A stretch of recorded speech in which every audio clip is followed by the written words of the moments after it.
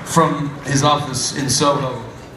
Charles Darwin said that he thought the music business was the finest example of the survival of the fittest. And this is true.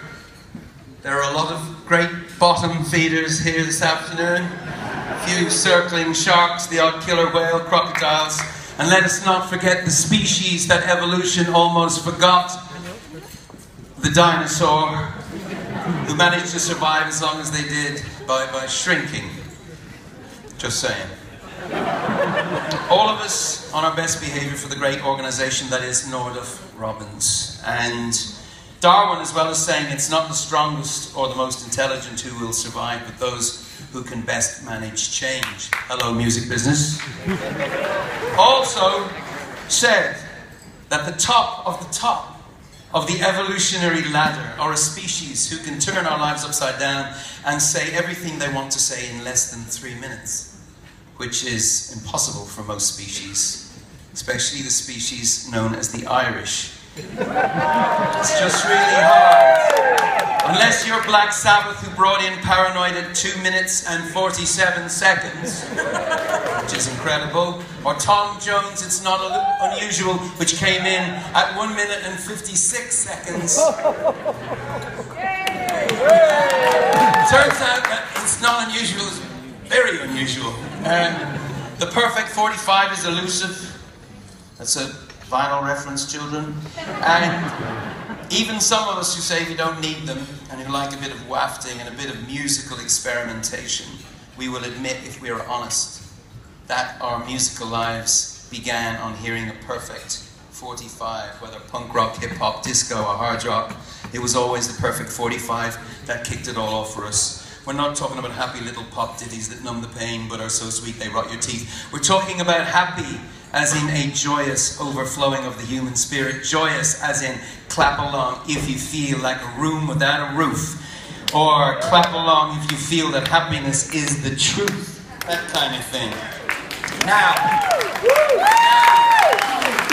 Darwin felt that his theory could explain every human emotion but that one. At the pinnacle of human emotion there lies joy, he said. Joy. It's not logical, he said. Actually, that was Dr. Spock. But his friend, the Vicar Brodie Innes, I'm not making this up, said that real joy comes out in the knowledge of sadness and triumphing over it.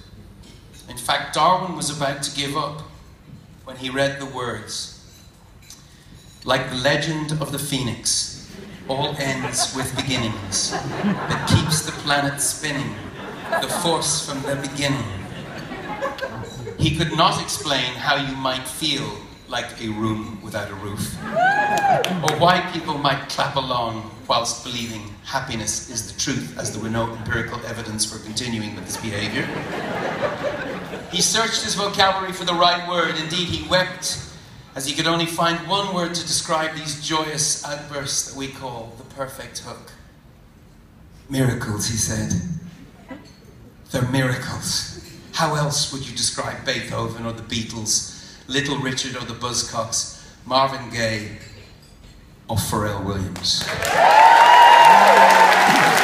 3-minute song tells the world to fuck off if it won't play along is joy as an act of defiance. And there's nothing more romantic than defiance, and there's no more romantic figure in the world of pop, hip-hop, soul, rock, or even folk music right now than the outrageously gifted but graceful man that is Pharrell Williams, or as we call him in Dublin, Pharrell Williams.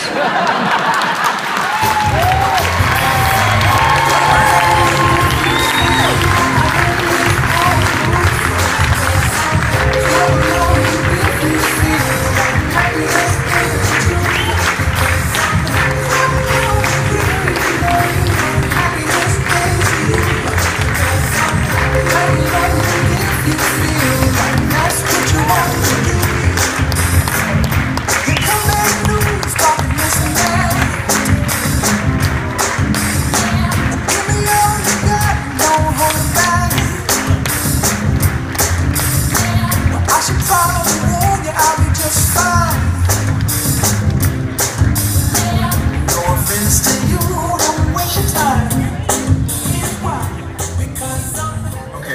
So, okay, first of all, thank you guys. Thank you, everyone here. Thanks for having me. Super embarrassed.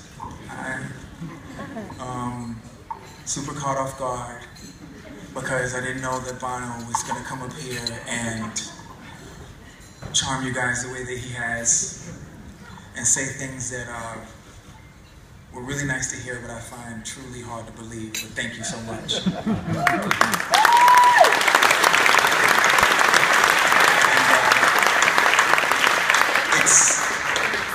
It's such a, okay, let me just fan out real quick. It was so cool to just sit and have a conversation with Bono. I mean, we've talked a couple times and we've done some work together, but it's just talking to this man. It reminds you of the importance of humility. And if you can fake that.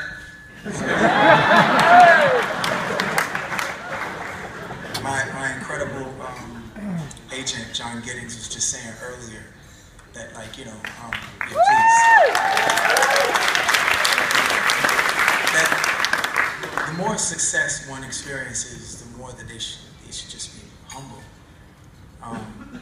And I side with humility at the end of the day because it's the only thing that I understand, which is to identify the variables of your success and point to them and say thank you often. You know, never let them forget that you know where this all comes from. So I say thank you to you guys. I say thank you to my I Am Other team, Karen Veazey, Ron Lafitte, my special, incredible assistant, Cactus, and the rest of the team back in New York City. And I don't know why I'm being given the international award, but I will say this. England has been so good, and the UK for that matter, has been so incredible with NERD since we first started coming over here, you know, over a decade ago. Really long, like a whole lot of years. And they were among the first to support us. And I have to say, to be on this side of the Atlantic once again, and to come and celebrate something so incredible, like what this organization is about, and you know, highlighting the medicinal and holistic properties of music and how therapeutic it can be for people and how it can lift people. I mean, I can't believe this is my life. I can't believe I'm being given this award, but I get to stand next to the guy who, you know, the award is probably. But this is really what you do, and we're all really, honestly, just following your footsteps. Like, you've created an incredible pattern. And you know, it's by leading by instinct and just pure intention. And honestly, this award is awesome to have because of what you guys are doing here, and these kids and these people, their lives will be changed forever, and I'm happy to be an atom in this equation. Thank you.